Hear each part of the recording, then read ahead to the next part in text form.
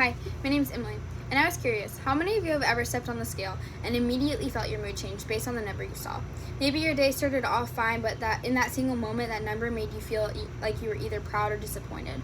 Now imagine waking up every single morning and judging your entire worth as a person based on that number. If it's lower, you feel successful, in control, even happy. If it's higher, you feel like you failed before your day has even begun. For millions of people, including myself, this isn't just a thought, it's reality. What often begins as something small, like just watching what you eat or trying to be healthy, can slowly turn into something overwhelming. It becomes more than a habit. It becomes a mindset that controls how you think, feel, and act every single day. Over time, the mindset can influence your confidence, your relationships, your mental health, and even the way you experience everyday moments, like eating with your friends or going out to dinner. What should be simple and enjoyable becomes stressful and filled with guilt. This experience is not random. It's a direct result of something known as diet culture. Diet culture is a system of beliefs that equates fitness and health with success and even morality, while labeling certain food and body types as bad or undesirable.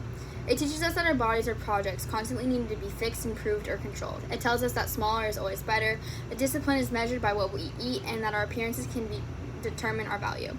Diet culture is everywhere. It shows up in advertisements, social media, conversations with friends, and even casual comments like, "I feel so guilty for eating that," because it's so normalized. Many people don't realize how much it influences their thoughts and behaviors. This topic matters because diet culture affects millions of people, especially young individuals like us. During adolescence and young adulthood, people are still developing their identities and self-esteem, making it especially vulnerable to harmful messages about your body and self-worth. According to research from the American Psychiatric Association, eating disorders and disordered eating have become increasing at alarming rates, particularly among teenagers and young adults. However, beyond diagnosed disorders, many people experience daily struggles with food-related guilt, body dissatisfaction, and anxiety.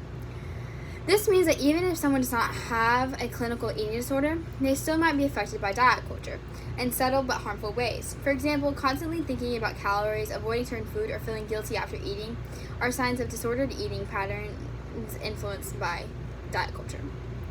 Based on this understanding, and challenging diet culture is not just important, it is necessary for improving both individual well-being and overall societal health.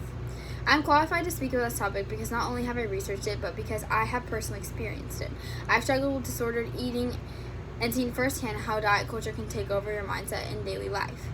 I know what it feels like to constantly think about food, to feel guilty after eating, and to believe that your worth is tied to your body.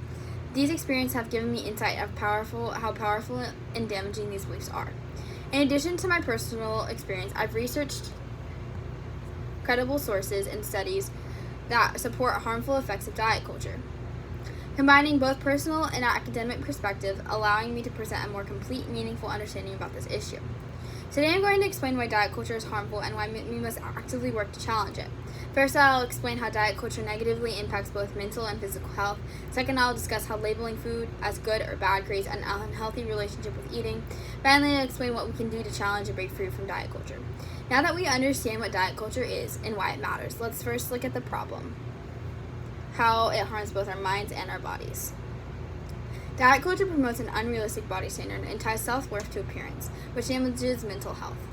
When people are constantly exposed to ideas like the ideal body, often edited or unrealistic, that they begin to internalize these standards. Over time, they may start to believe that they must look a certain way to be accepted, valued, or successful. According to the American Psychiatric Association, eating disorders involve a disturbed relationship with food, body image, weight, or often lead to dangerous behaviors such as restriction, binge eating, or purging. Research also shows that diet culture contributes to anxiety, depression, low self-esteem by reinforcing the idea that thinner is always better. This creates a constant cycle of comparison and self-criticism. People will believe that judge themselves harshly, focusing on perceived flaws rather than appreciating their bodies. Social media intensifies this issue by presenting highly curated and edited images, making it nearly impossible to meet these standards. As a result, individuals may develop body dissatisfaction or even body dysmorphia, where they cannot accurately perceive their own appearance. This leads to isolation, decreased confidence, and reduced quality of life.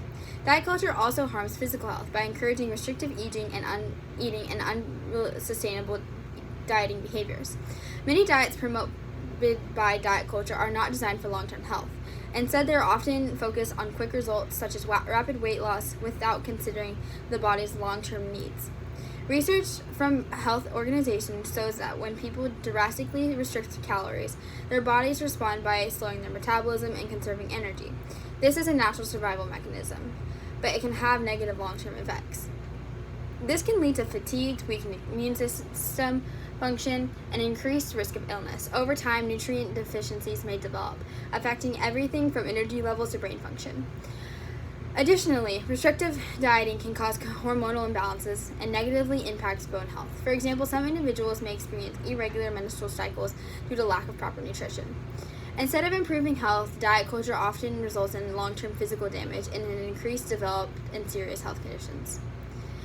Now that we've explored how diet culture harms both mental and physical health, let's look at one of the most damaging beliefs of labeling food as good or bad. Labeling food as good or bad leads to a cycle of restriction and binge eating. When certain foods are labeled as bad, people often try to avoid them completely. However, restriction can actually increase cravings and make those foods more appealing. Restriction shows that restrictive eating patterns are strongly linked to binge eating behaviors. This is often referred to the forbidden fruit effect, where avoiding a food makes it more desirable. Eventually, people will give in and overeat the restricted food, leading to a feeling of guilt and shame. This often results in a stricter restriction afterwards, creating a cycle that's difficult to break. Over time, this pattern can lead to loss of trust in one's own body, hunger cues, making it harder to intuitively eat and maintain a healthy relationship with food. Diet culture attaches moral value to food and body size, making people feel good or bad based on what they eat. Instead of viewing food as fuel or nutrition, diet culture turns into something that determines personal worth. Like eating healthy foods is often seen as being disciplined or virtuous, while eating other foods is seen as a failure. Research shows this mindset can lead to conditions such as orthorexia or unhealthy obsession with eating perfectly. This creates harmful mindsets when people punish themselves for eating certain foods. They may feel like they need to make up for eating or by overeating or restricting even more. It can also impact social life, as individuals may avoid events involving food out of fear and anxiety. Over time, this reduces overall happiness and quality of life. Understanding these harmful patterns is important, but the most important question is, what can we do to change them? We begin to break free from diet culture by rejecting the idea that food has moral value and focusing on intuitive eating. Intuitive eating encourages individuals to listen to their body's natural hunger fullness cues rather than following strict diet rules. Organizations focus on eating disorder prevention, emphasize removing judgment from food, helps people build a healthier relationship with eating. This allows individuals to feel more control in a positive way. Instead of constantly thinking about dieting, they can focus on nutrition in their bodies and enjoying food without guilt. Over time, this leads to improved mental health, reduced anxiety, and a more balanced lifestyle. Another effective way to challenge diet culture is by changing what we consume on social media and how we talk about food and our bodies. We constantly are influenced by what we see and hear. By being more mindful by these influences, we can reduce the negative impact. Studies show how exposure to idealized body images increase body dissatisfaction. Reducing exposure to this type of content can improve self-image. Unfollowing harmful accounts and surrounding yourself with positive, realistic message can help shift your mindset over time.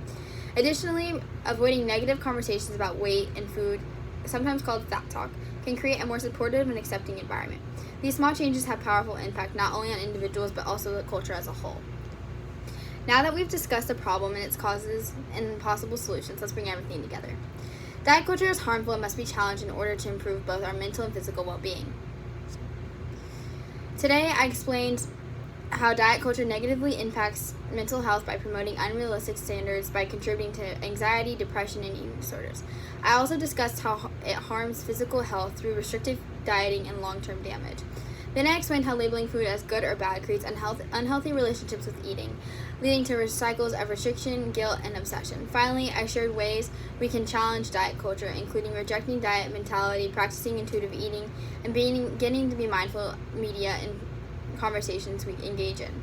So next time we step on the scale or think about what we are eating, ask yourself, does this number of food define my worth? Or have I just been taught to believe it does? The truth is, your value is not determined by your body or your food choice. By recognizing and challenging diet culture, we can begin building healthier and more balanced lives, not just for ourselves, but everyone around us.